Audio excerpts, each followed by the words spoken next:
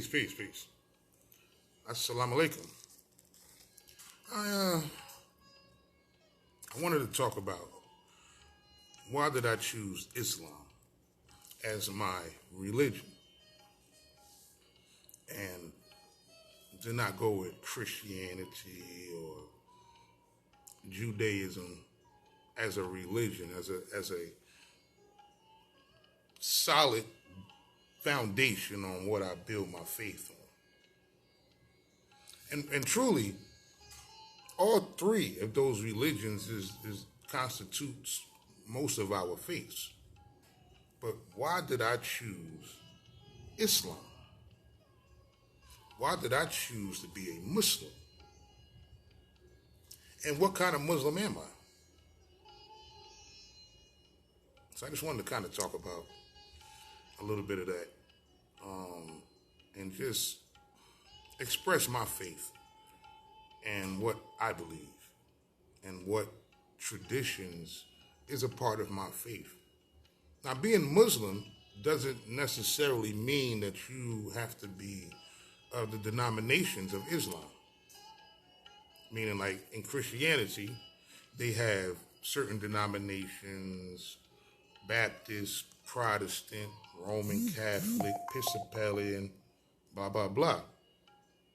But there is a denomination of Islam before the Prophet Muhammad. And this denomination of Islam was considered Hanifa or HaNeeFism. HaNeeFism is the Muslims before Muhammad. These are actually the Muslims who Muhammad learned Islam from when he made his Hajj or pilgrimage from Mecca to Medina.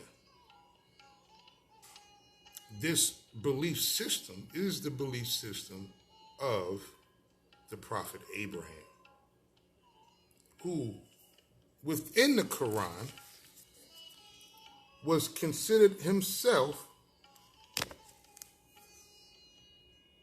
an al-Hanifa, which means true believer. So that's what the Hanifs are, true believers, meaning that within our Islam, we don't follow any prophets. We don't keep certain traditions that was ordained by prophets. We totally submit to Allah and Allah alone. We don't submit to the prophets of Allah. We don't follow any prophets of Allah. We consider the message of the prophet and we live accordingly. But we do not follow the physical prophet or the idea of that prophet. The prophet is nothing but a messenger. You don't follow the mailman all around town until he gets to your house to deliver your mail or your message. No, you wait for the mailman. The mailman comes with the message. You thank you, mailman, for delivering my mail, the message, whatever, and then the mailman goes on his way. Same thing as a prophet. Prophet comes, he brings the message of Allah, from Allah, and then he goes about his way. We as Muslims are not supposed to follow that prophet. We are supposed to adhere to the message of the prophet to be a better human being towards one another in the sight of Allah. That is the main idea of HaNeeFism. It's the belief in the almighty element, the foundation of all existence. And this is who we believe in, this is who we follow, and that is the only true prophet of all the prophets. That is the Lord of all lords, that is the God of all gods. So why Islam? Why I didn't choose to be a Sunni? A Sunni actually means to keep the habit of. This is the definition of Sunni, to keep the habit of. And most Sunnis keep the habits or habit of the prophets. Also the Shiites as well. Keep the habits or follow. Shiite means follow. Sunni means to keep the habit of. Basically, it's the same difference. It means to follow, keep the habit, to emulate, to imitate the prophet. Not to emulate or imitate Allah, not to live according to the structure of Allah, but to follow and keep the habits of the prophets of Allah. So that right there is a disconnection from the true meaning of being Muslim. Muslim, as a definition, means to act in a peaceful way. To act in a way that is whole and complete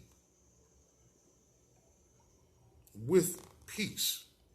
Salam means peace, wholeness, completeness, fullness, not the lack of, but the fullness of serenity and peace.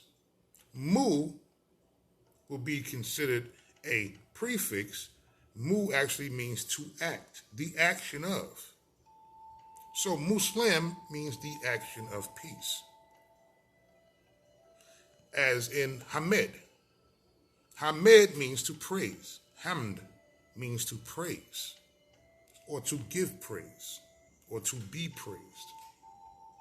So Mu being the action of Hamed, so Muhammad means to act in a praiseful way, to act in a way to be praised, or in the action of praise.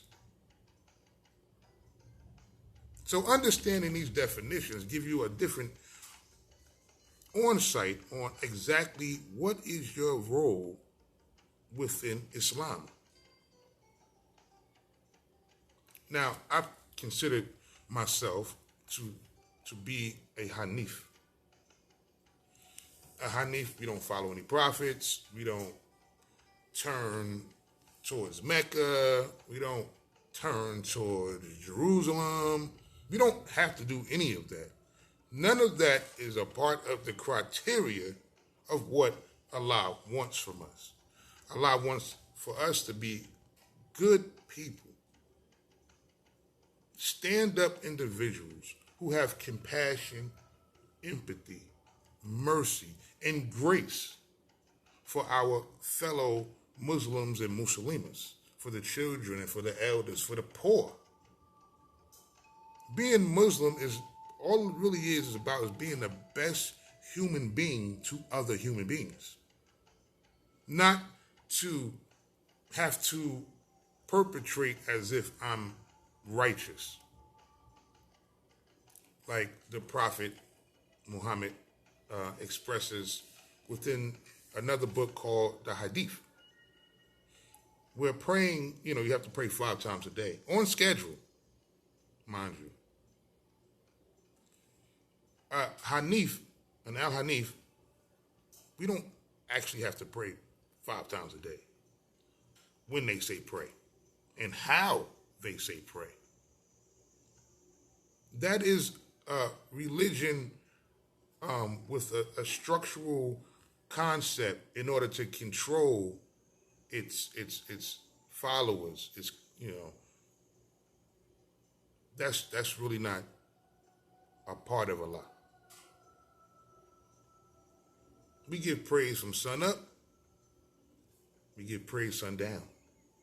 We give praise in the middle of the day.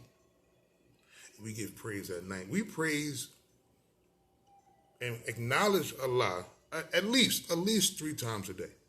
At least. What time of the day is your choice when you want to praise Allah. How you want to praise Allah, if you want to do your salats, you want to pray, you want to touch your head to the floor, you want to put your hands together, you want to hold your hands out, you want to look up, you want to look down, you want to look left, you want to look right.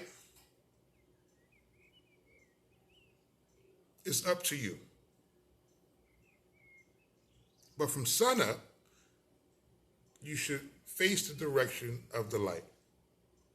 Sundown, you should face the direction of the light.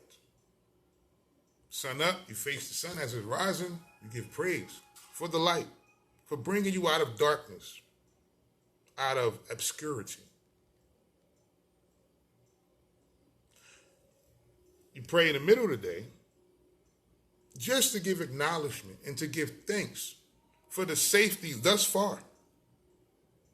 From when you woke up and prayed and gave thanks to the middle of the day that you're still here. And when the end of the day comes, you give thanks and you give praise for the mercy and the compassion and the grace that have withstand and withheld you through that day. And as the sun goes down at night, you ask for protection through the night so you can give praise at the rising sun, at the first light. That's the idea. It's just to keep Allah in your mind and give thanks always and understand that you have no control of your safety, of your peace, of your serenity. You have no power. And all that you have and don't have and want and your intentions, mashallah, is the will of Allah. So give praise to Allah always. But do it voluntarily. Don't do it because this is the structure of things. Do it because this is what's in your heart. So you have a lot of Muslims, Sunni, Shiite, who pray at the time they're supposed to pray. They say their rakats as it's already governed for them to say. They don't make their own personal prayers, even though you can do your own personal prayers, but you have to say this prayer this way. You have to face this way, you sit this way, look this way, hold this finger out, look that way, look down, look up. So you're more focused on the structure on how to pray than the actual prayer itself, or the intent or the direction in which you want that prayer to go and who you're speaking to. So in actuality, you're disregarding Allah for the structure of the religion. And this is why I am an Al-Hanif, because I don't follow the structure of the religion. I follow Allah, the mercy and the grace that I want bestowed on my life with every breath that I breathe.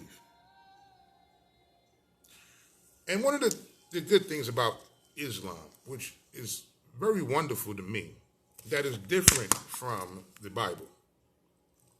Because when you read the Bible, the first thing that it says is, from the first book of the Bible, Genesis, it says, in the beginning, God created the heavens and the earth the earth was without form and void, and darkness was upon the face of the deep. And the Spirit of God moved upon the face of the waters. And God said, let there be light, and there was light. And God saw that the light was good, and God divided the light from the darkness. And God called the light day, and the darkness he called night. And the evening and the morning were the first day. So according to this canon, this book, this document here,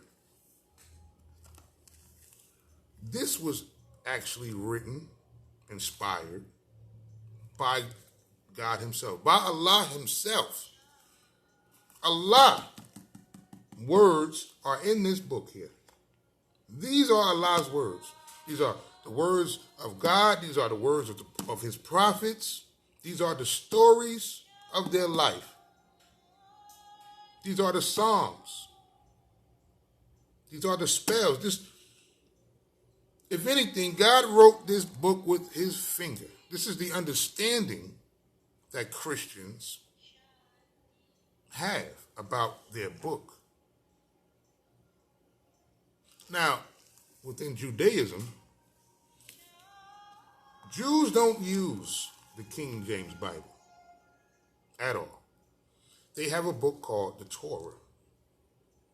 And the Torah was what is considered the 5 books of Moses. Then they have the Tanakh, which is the rest of the Old Testament. Being that the Jews call their God Elohim, which is basically the pluralization of the singular name Allah. So they say Elohim. So they believe that Elohim wrote 10 commandments on 2 stones. That is all that was written by Allah. Was 2 commandments, 2 stones written on 2 tablets. And it was written by the finger of Allah, and he wrote no more. The Torah being not too much different than the Quran. Quran actually means recitation. It means to recite, to hear, and then regurgitate. Hear, regurgitate. Hear, regurgitate. That's basically what the Quran is. It's a regurgitation of what the prophets heard. And then there's a regurgitation of the disciples of the prophet and those who remembered what the prophet regurgitated. From who? And this is where I get into as far as me being an Al-Hanif. And I don't have to be, or I don't feel forced that I have to be a Sunni or a Shiite, because there's one dynamic when dealing with the Quran, is that Allah did not speak. And that's the beauty about Islam, is that the Quran is not the word of Allah. That's the beauty. That is the beauty of Islam. Unlike Christianity and Judaism, who swear that this is the word of Allah. This is the word of God right here in this book. This is the word, the very word, the exact word, the interpretative word, the translative word of Allah. But within the Quran, it states that not even Allah spoke to the prophet. Matter of fact,